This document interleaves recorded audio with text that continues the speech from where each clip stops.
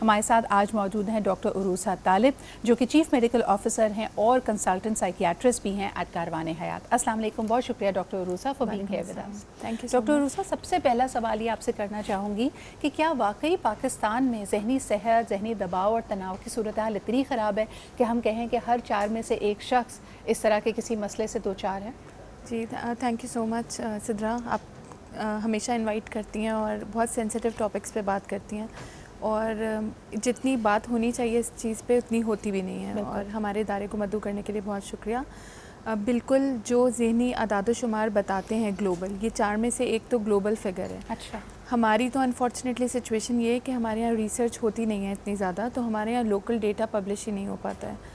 अगर हम मोहतात अंदाजे के मुताबिक बताएं तो हमारे यहाँ ये शरह इससे भी ज़्यादा ख़तरनाक हद तक बढ़ी हुई है। हम शायद कहते हैं 3 में से एक शख्स को किसी न किसी हेल्प की ज़रूरत है। और उरूसा जी, अगर मज़ीद इसके डेमोग्राफिक्स को देखें, आपने कहा कि बहुत रिलायबल डेटा तो नहीं है, लेकिन जो भी हमारे पास आदाद शुमार मौजूद हैं, सबसे ज़्यादा इसमें अफेक्ट होने वाला तबका कौन सा है? ख़वातीन और मर्दों का अगर आपस में मुआवजा करें, फिर इसके अलावा एज वाइज अगर देखें, आपको लगता है कि बूढ़े और बुज़ुर्ग लोग ज़्यादा ससेप्टेबल हैं towards depression and mental illnesses, या फिर यूथ और ख़ास तौर पर अब तो टीनेज डिप्रेशन की भी बात की जा रही है? जो सबसे अलार्मिंग चीज़ है वो यही है कि अगर हम स्टडी करें ना, ओवरऑल मेंटल हेल्थ और मेंटल इलनेसेस किस उम्र में आती हैं जी। 70% से ज़्यादा बीमारियां चाइल्डहुड और एडोलेसेंट एज में हिट कर गई होती हैं लोगों की। एंड अनफॉर्चुनेटली बिकॉज हमारे पास कोई इस तरह के मुस्तनद इदारे और मेकैनिज़म्स मौजूद नहीं हैं, तो लोग अपनी ज़िंदगी के 10 से 15 साल बीमारी में रहते हुए वेस्ट करके किसी मुस्तनद इदारे जैसे कारवान हयात या और इदारे हैं उन तक पहुंच पाते हैं। तो इस सारे टाइम में क्या होता है कि उसकी जो रिकवरी का टाइम पीरियड है वो ख़राब हो गया होता है, उसकी जो सफरिंग है वो इतनी बढ़ गई होती है, और उसकी बीमारी एक्यूट फेज से निकल के क्रॉनिक स्टेट की तरफ चली जाती है। ज़हनी बीमारियों के लिए रूल ऑफ थंब ये कहता है कि जितना अर्ली पिक हो जाएँ, जितना जल्दी ट्रीट हो जाए, उतना ही इनका आउटकम बेहतर होता है। और फिर हम देखते हैं कि इसकी मुख्तलिफ मैनिफेस्टेशंस है, शायद इसी वजह से सब्सटेंस अब्यूज़ भी बढ़ रहा है, क्योंकि आप उस चीज़ को गम गलत करने की कोशिश करते हैं, सप्रेस करने की, जिस तरह भी आपको राहत मिल सके।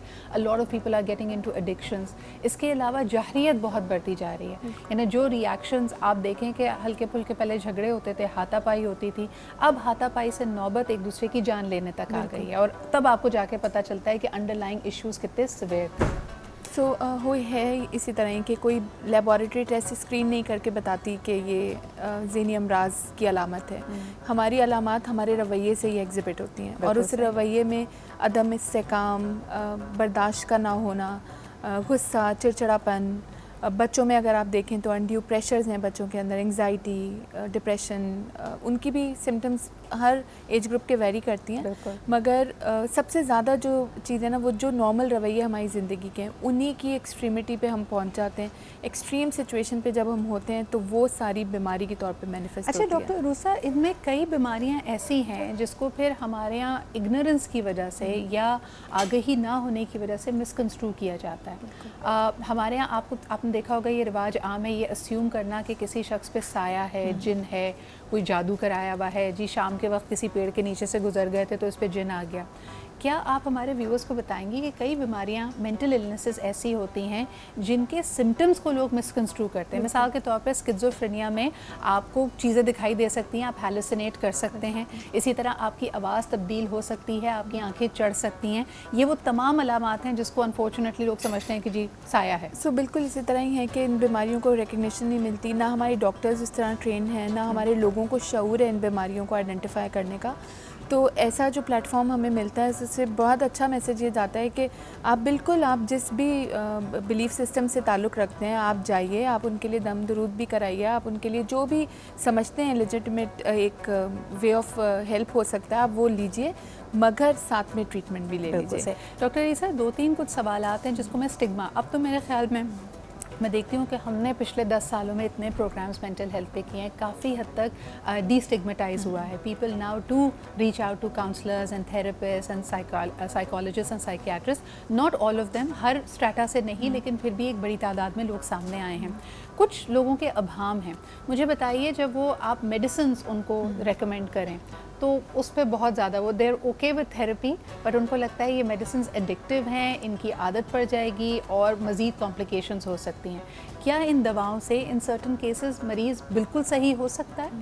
लेकिन बिल्कुल हो सकता है। और पहले तो ये कि नॉट एवरीबडी नीड्स मेडिकेशन। सही। सो 60% तो लोग वो हैं जिनको बातचीत के इलाज से ही हेल्प हो जाती है, तो मतलब बहुत कम परसेंटेज के पेशेंट्स होंगे जिनको दवा पे जाना पड़ता है। और उनमें भी अगर हम कैटेगराइज कर दें ना बीमारियों को, एक सीवियर फॉर्म में और एक माइल्ड और मॉडरेट फॉर्म में, तो जितनी भी माइल्ड टू मॉडरेट डिसऑर्डर्स हैं जो हम कॉमनली सुन रहे होते हैं, एंग्जाइटी एंड डिप्रेशन, जो कि हमारे यहाँ जिसकी शरह ख़वातीन में ज़्यादा है, इन सारे डिसऑर्डर्स का इलाज टाइम बाउंड है। अगर वो ठीक हो जाते हैं एक दफ़ा और ठीक होने के बाद हम उन्हें सर्टन टाइम के लिए मेंटेनेंस थेरेपी पे भी चलाते हैं, वो इसलिए कि जो लोग एक बार डिप्रेशन या एंग्जाइटी के दौरे का शिकार होते हैं उनमें लाइक्लीहुड बहुत होता है कि उनको आगे आने वाली स्ट्रेसेस के बाद भी इसी तरह की सिमिलर कंडीशन हो सकती है। सो ये जो मेंटेनेंस डोज होती है वो उन्हें आने वाले दौरे से बचाती है। मगर ये जो मिथ और मिसकंसेप्शंस हैं कि ये दवाइयाँ एडिक्टिव हैं या इनका आदी हो जाता है और आप इनको छोड़ नहीं पाते वंस स्टार्ट कर दें, तो ये बिल्कुल बेसलेस हैं।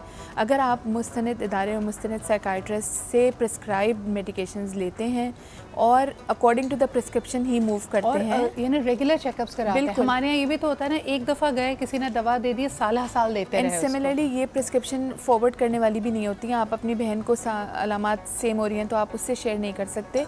हर इंसान की प्रोफाइल मुख्तलिफ है, डॉक्टर उसको देखते हुए उसकी सहूलत के मुताबिक दवा देता है और दवा बिल्कुल बंद हो जाती है।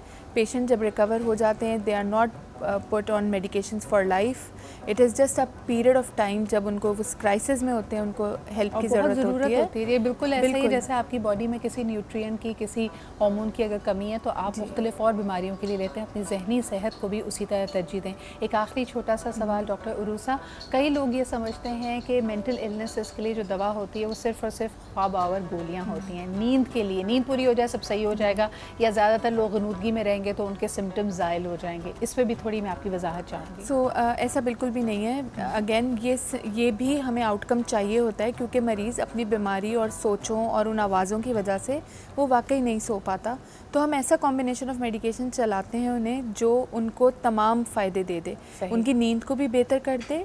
और ये जितना भी कुछ मरीज़ एग्जिबिट कर रहा है सिम्टम के फॉर्म में, ये केमिकल इम्बैलेंस का नतीजा है। जहन में, दिमाग में हमारे सर्टेन केमिकल्स होते हैं, उनकी कमी और बेशी की वजह से ये आवाज़ें सुनना और ये चीज़ें दिखने के मराहिल में कोई इंसान जाता है। तो दवा ये करती है कि उस कमी को पूरा कर रही होती है और साथ साथ उसके कुछ एडिशनल इफेक्ट्स होते हैं जो हमें चाहिए होते हैं, वो भी देते हैं। बट होप और उम्मीद ये है कि लोग इन अद्वियात के इस्तेमाल करते हुए they can perform their normal life, they can work, they can, if a mother is there, वो घर में बच्चों को भी संभाल सकती है, जो डॉक्टर हैं वो अपनी ड्यूटी भी कर सकते हैं, जो भी उनकी लाइफ और ये बिल्कुल ऐसा है कि इसमें आपको सपोर्ट ग्रुप की भी ज़रूरत है, डोजेज को लेने की भी ज़रूरत है, घर वालों में से किसी ना किसी को पता होना चाहिए जो आपको मॉनिटर कर सके। बहुत शुक्रिया डॉक्टर उरूसा हमारे साथ मौजूद थी। कारवान हयात ये ज़बरदस्त काम कर रहा है पिछले 40 साल से और वहाँ पे मेंटल हेल्थ सर्विसेज प्रोवाइड कर रहा है जो सबसे मेरे ख्याल में भूला बिसरा हमारा तबका है, जिनके पास शायद इतनी इस्तात ना हो कि वो महंगे डॉक्टर्स या माहिर नफ्सियात के पास जा सकें। तो please come forward and help them. उनकी तमाम तर डिटेल्स आपकी स्क्रीन पर हैं, आप इनसे रब्ता कर सकते हैं और अपने अतियात, ज़कात, मुख्तलिफ डोनेशन, गिफ्ट मनी इनको दे सकते हैं।